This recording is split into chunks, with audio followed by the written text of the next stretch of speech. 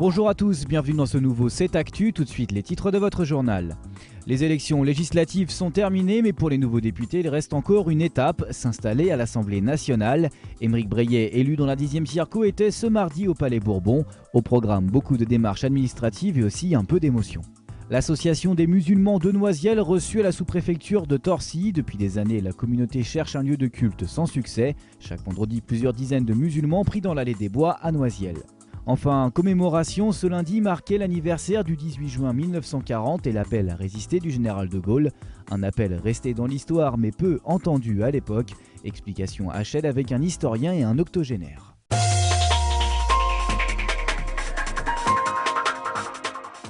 Premier pas dans l'hémicycle de l'Assemblée nationale pour une partie des nouveaux députés.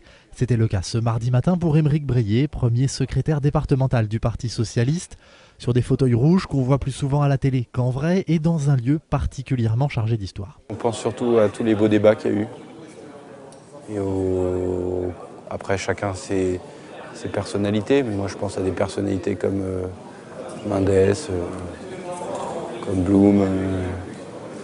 Voilà, Mitterrand, bien sûr, Jospin, et beaucoup d'autres. Avant de profiter des ors de la République, les deux députés fraîchement élus, Eduardo Riancipel, très exubérant, et Aymeric Breillet, bien plus réservé, s'étaient donné rendez-vous dans un café tout proche du Palais Bourbon.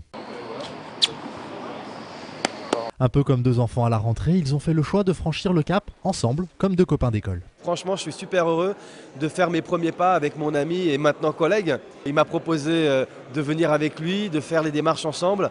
Et c'est en toute amitié et vraiment avec beaucoup d'émotion qu'on fait ça ensemble aujourd'hui, qu'on fait nos premiers pas dans cette belle maison qu'est l'Assemblée nationale. Monsieur le député par-ci, félicitations par-là, indication donnée par les personnels de l'Assemblée et remise de la mallette qui contient surtout le règlement des lieux et l'écharpe officielle, tout un cérémonial un peu particulier pour les deux petits nouveaux. Tout ça, c'est que l'écume, quoi. C'est pas l'important de la relation parlementaire. Donc voilà, avec beaucoup de fierté, toujours.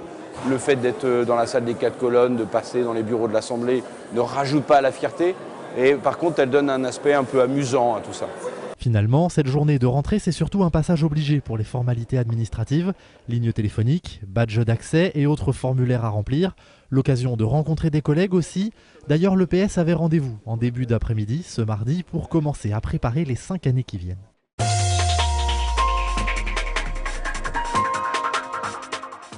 Obtenir un lieu de culte, les musulmans de Noisiel le demandent depuis des années. Un petit local dans l'allée des Bois fait bien office de mosquée, mais ne peut accueillir que quelques dizaines de personnes. Insuffisant car les pratiquants sont des centaines à se rendre à la mosquée, notamment le vendredi. Autre problème, le local ne dispose pas de salle de prière pour les femmes. Les négociations avec la mairie sont au point mort et se prolongent à la sous-préfecture. Ce matin, des membres de l'association musulmane Oumma avaient rendez-vous à Torcy. On a rencontré le sous-préfet et on lui a présenté nos pistes pour le projet de lieu de prière que nous avons à Noisiel. Et donc il les a bien notées et il va analyser les différentes pistes pour ensuite revenir vers nous pour nous voir si ce sont des pistes viables ou pas. Proposer des pistes recevables, c'est en fait trouver un terrain qui convienne. Car pour les fonds, l'association Oumma l'assure, pas de problème, les fidèles financeront.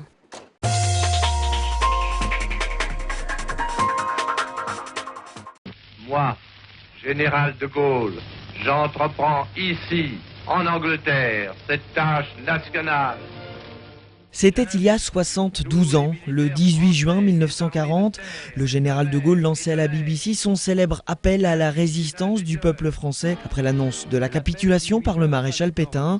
Lundi, la ville de Chelles commémorait comme beaucoup d'autres cette date charnière, l'occasion de se rappeler qu'à l'époque, en pleine guerre, ils ne sont que peu de Chellois à avoir entendu cet appel. Les Allemands sont intervenus, c'est l'aviation allemande surtout, qui a plus ou moins bombardé donc, la région, un petit peu Chelles aussi, et il se trouve que la population est partie, la plupart des habitants de Chelles sont partis, ils sont sur les routes de l'Exode. Le général de Gaulle a été moins entendu que le maréchal Pétain dans un premier temps, parce que la plupart des gens étaient sur les routes, ils n'écoutaient pas la radio.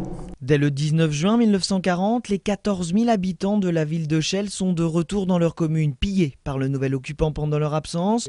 André Colson en faisait partie, tout juste 20 ans à l'époque. Il travaillait dans un magasin de vente et de réparation de postes radio. Lui non plus n'a pas entendu l'appel du général de Gaulle et pourtant, il a résisté depuis son atelier. Les Allemands, ils brouillaient la BBC. Ouais. C'était un truc... Et alors moi j'avais trouvé 2 trucs suivant l'âge du poste pour améliorer, ils pouvaient écouter Londres comme ça. Il y avait des gens qui venaient me trouver puis ils me disaient je vous porte mon poste, vous faites comme j'ai fait à monsieur Untel. C'était pour écouter les Anglais.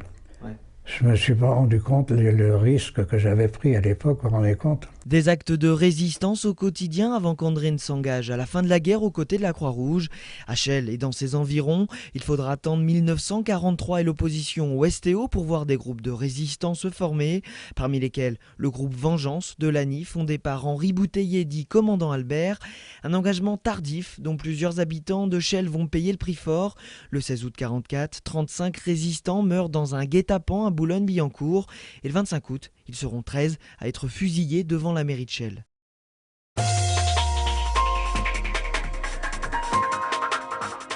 Ponto, une ville propre, mais pas encore assez au goût de la mairie. Depuis un mois, la municipalité mène campagne contre les crottes de chiens, les déchets en tout genre ou autres débarras. Une sensibilisation sur le ton de l'humour. En témoignent ces petits spots d'information qui seront d'ailleurs diffusés au cinéma Apollo. Une nouvelle campagne sera lancée dès le mois de septembre, cette fois-ci sur le thème du tri sélectif. Non, non, non, mais non.